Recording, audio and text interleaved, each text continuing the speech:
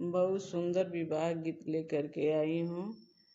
कहवा के चूड़िया गढ़ावल हई, रे ढरावल हई। अरे माई कवन बाबू दुलरुआ के चूड़ियत कहवा विजइया भैली।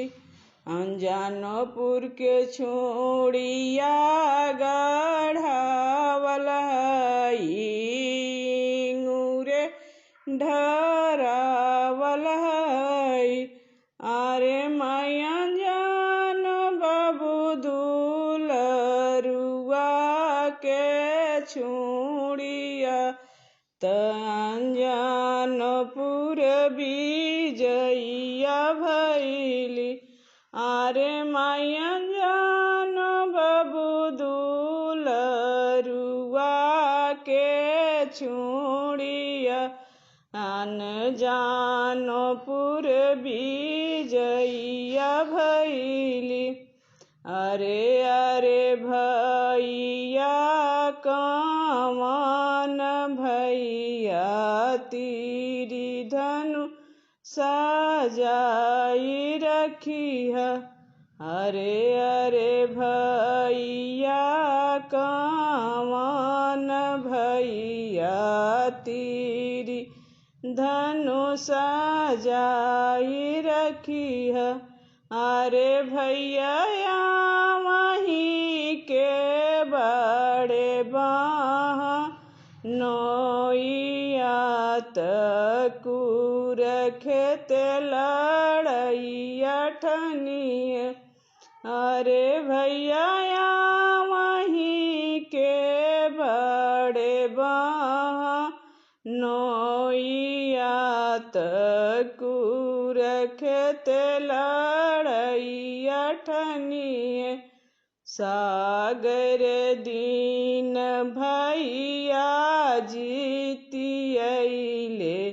साँझी बेरिया हारी गईले।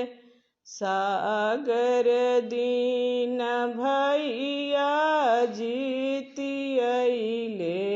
साँझी बेरिया हारी गईले। अरे भैया गैया भैंसिया काहे न हरल, बहिनिया काहे हारी गईल। अरे भैया जानी के तीरियावा काहे न हरल, बहिनिया काहे हारी गईल। गैया तई हमारी लक्ष्मी, भैंसिया हमरे संपत हई। अरे बहना जांगी के तीरियावा प्रणया धार हई। तू बहना पराया हऊ।